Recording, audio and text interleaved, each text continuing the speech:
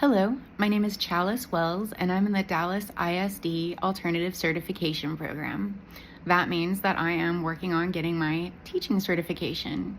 My area of certification is going to be ELAR 7 through 12, but I also passed the Science 7 through 12 content exam, so I will be getting certified in that as well. And my long-term goal is to be certified in French.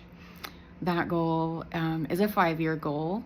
I would like to, at some point, be a French teacher. So I would like to share a little bit about my teaching philosophy today. And I took some notes.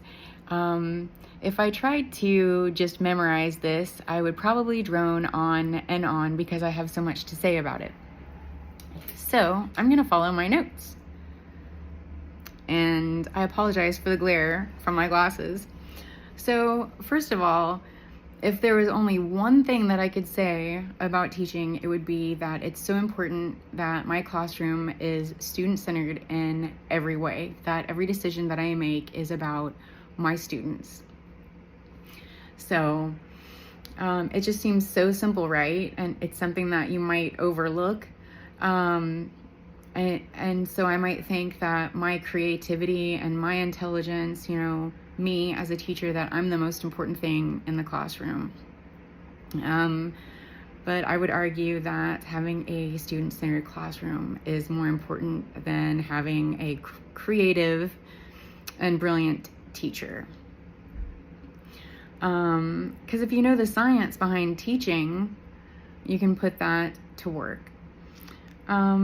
So I'd like to add to that success in teaching requires humility on my part and collaboration. So I have to realize that I don't have all of the answers and that I need to collaborate with my team.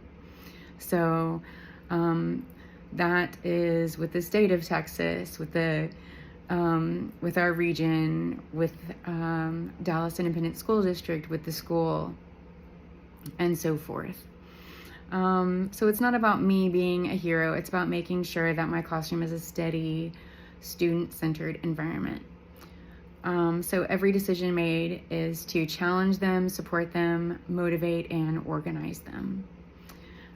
Also have them reflect on their learning. That's something that I really enjoyed, was learning how to reflect on my learning process while I was at Texas Tech University in my master's program. Because I reflect, I look back and I realize how much I learned because I was able to challenge myself appropriately. And I had a feeling that these techniques that I was using were worthwhile. And now I look back and I realize that they were. So next, I used to believe that everyone is a student and everyone is a teacher. This is a statement I often made. However, after observing and teaching in schools, I've adjusted this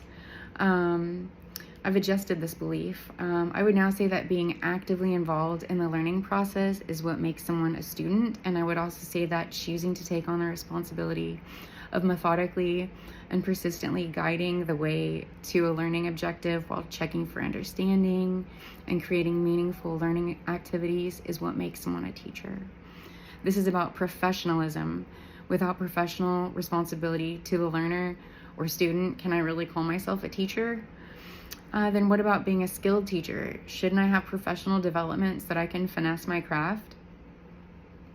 Bilingualism is another topic that is important to me as an educator.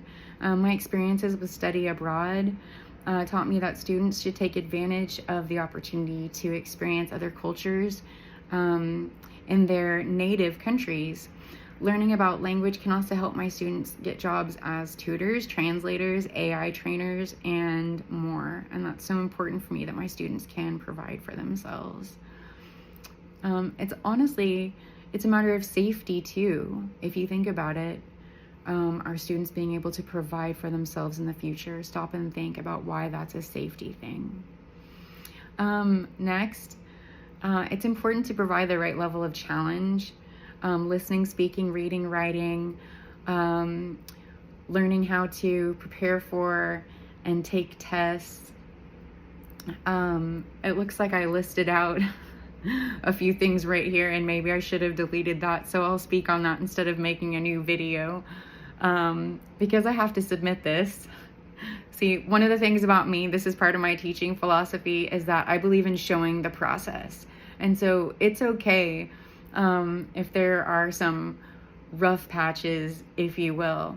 That's about the humility. That speaks on the humility, because we're showing our students and we're showing other adult learners, we're showing everybody that, we have that humility, we have that sense of humor, and we know that we're going to make mistakes. And it's a matter of what we do after we trip up, stumble, whatnot. So yes, providing the right level of challenge. So that goes back to how I was monitoring my learning process during my graduate program. So I definitely challenged myself listening to some podcasts that were above my level, but it helped me with writing my presentations. It improved my listening skills, my speaking skills, and it helped me with my reading as well. So I want to guide my students to be able to make these choices as well, so that they have the right level of challenge, and also that they can find all these different resources that they'll enjoy. So then I was talking about listening, speaking, reading, and writing opportunities. So it's important that our students have opportunities to write every day. And I know that I'm not the only person saying that. It's very important for Dallas Independent School District. This is something that has been emphasized, and I'm so grateful for that. So learning how to prepare for and take tests is very important for me. I want my students to be able to sit down and be peaceful when they take their tests. I want them to be confident, and I don't just want to teach for a test, but I do want to make sure that my students excel. I do want them to have those high test scores. Yes, it's important to our district, but also just for my students, for their self-confidence. Language lab and reading rectangle. This is great. I love this. So I'm going to have a little mini language lab in my room and reading area. So it's going to be designated for input in languages other than English, with text and other languages in formats that students don't frequently use. So during study abroad, I purchased magazines and comic books in French and German. And my reading rectangle will have a small sofa with a coffee table and magazines, comic books, and graphic novels displayed. For the language lab, students can listen to audiobooks on their laptops, from reading samples from the text that we're covering in class, in languages other than English, but also in English as well, because of course I'm going to have lots of English language learners. And then I can make options for Granny's Wacky Prizes, like I learned with the Paxis training. So one of the options can be that they save up prize time so that they can have their time in the language or virtual language lab or in the reading rectangle. So they could have 15 minutes on Fridays or a different day. I can be flexible with that. So I talked about how for the students, it's a collaborative process, us teaching them. And so I just want to focus for a moment on how important it is that we involve parents and guardians to facilitate fun, meaningful, productive engagement that enriches the educational experience. As a teacher, I need to make involvement in my students' education simple for members of the community, so that it's feasible. And then if I could say anything to parents of grade school students, I tell them how important it is for students to know how to challenge themselves in reading, writing, listening, and speaking. And I mentioned a little bit about that. This will help our students to be more marketable when they're trying to get a job. And yes, I emphasize that because it's just so important. Homelessness is a real thing. And I could go on and talk about other topics, but let's just focus on what we can do right to help reduce risk for our students when they fly on to the next thing after school. So let's see, what else? So after 10 years, this is my final plug. So after 10 years, it's been 10 years since graduation from my master's program. I'm still using these tools that I developed during my program. And as a result, my fluency has improved. Um, uh, Reading, writing, speaking, and listening, everything has improved. And now what I've added to that is now I have a speaking community again. So, and I'm immersing myself in French film. I love to watch a film in French and read the subtitles in French, start in English, move to French, and then even move to Spanish. Once I get bored, I'll switch to Spanish, and it's great. Wonderful way to learn.